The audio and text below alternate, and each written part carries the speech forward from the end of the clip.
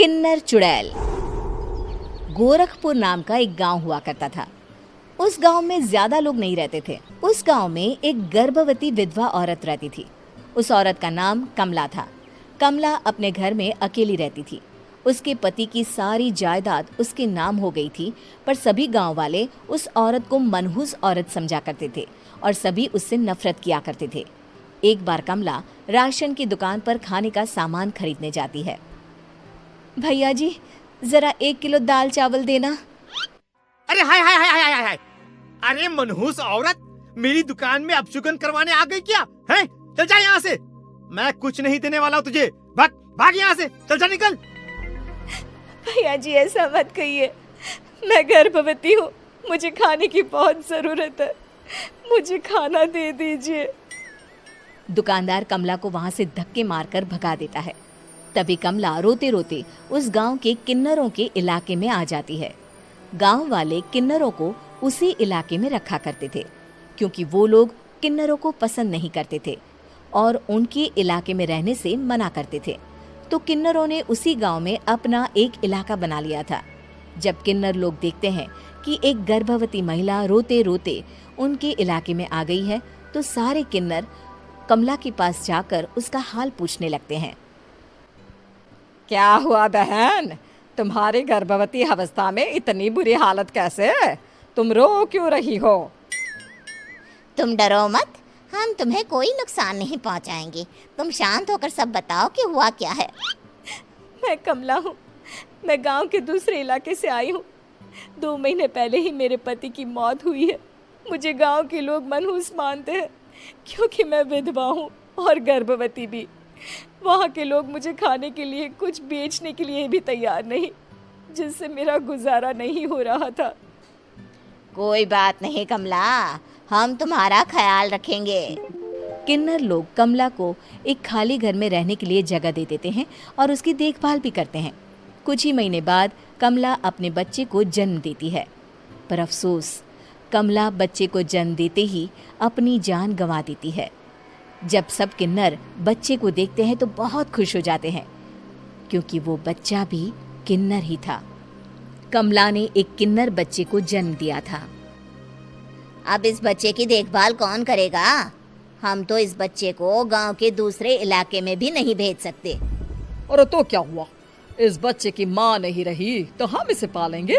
अब ये हमारे इलाके में रहेगा, हमारे साथ रहेगा। फिर वो किन्नर उस किन्नर बच्चे को गोद ले लेते हैं, उसका नामकरण कराते हैं। उस किन्नर बच्चे का नाम शक्ति रखा जाता है। देखते ही देखते शक्ति बड़ी होने लगती है। उसके रंग रूप बहुत सुंदर थे। वो बहुत सुंदर किन्नर दिखती है। एक दिन शक्ति एक किन्नर से पूछती है, माँ जी सुनिए ना, ये गांव के दूसरे इलाके में भी तो लोग रहते हैं, तो हम वहाँ क्यों नहीं जाते? हम उनसे अलग क्यों रहते हैं? शक्ति, क्योंकि वो लोग हमारे जैसे नहीं, वो लोग हमें पसंद नहीं करते, इसीलिए हम उनसे अलग रहते हैं। क्यों? वो हमें क्यों पसंद नहीं करते? मुझे एक बार उस इलाके में जाना है। मैं एक बार वहाँ जाकर घूम कर आऊं। शक्ति, खबरदार, जो तू उस इलाके में कभी भी गई तो अपनी जान नहीं गंवाना चाहती तो उस इलाके में कभी कदम भी नहीं रखेगी, समझी? इतना कहकर वो किन्नर वहाँ से चली जाती है। शक्ति उस किन्नर की बात सुनकर बहुत रोती है। माँ जी, ऐसा कैसे कह सकती हैं? उन्होंने इतनी सी बात के लिए मुझे इतना डांटा। अब तो मैं उस इलाके में जरूर जाऊंगी। फिर एक दिन शक्ति गांव के दूसरे इलाके में चुपके से जाती है। ये लोग तो हमारे जैसे ही इंसान हैं, तो ये हमसे नफरत क्यों करते हैं? जब शक्ति उस इलाके में पहुंचती है तो गांव के सारे आदमी उसके रूप से मोहित हो जाते हैं। वो लोग ये अंदाजा नहीं लगा पाते कि वो किन्नर है। शक्ति की सुंदरता देखकर सारे गांव वाले उसकी तारीफ करने लगते हैं। तभी गांव का चक्कर लगाने गांव के जमींदार का बेटा हर्ष वहां पहुंचता है। हर्ष भी दिखने में बहुत सुंदर होता है। जब हर्ष ने शक्ति को देखा तो वो भी उससे मोहित हो गया, और जब शक्ति की नजर हर्ष पर पड़ी तो वो हर्ष को देखकर मोहित हो गई। आपको पहले कभी इस गांव में देखा नहीं। इस गांव में आप नए हैं क्या?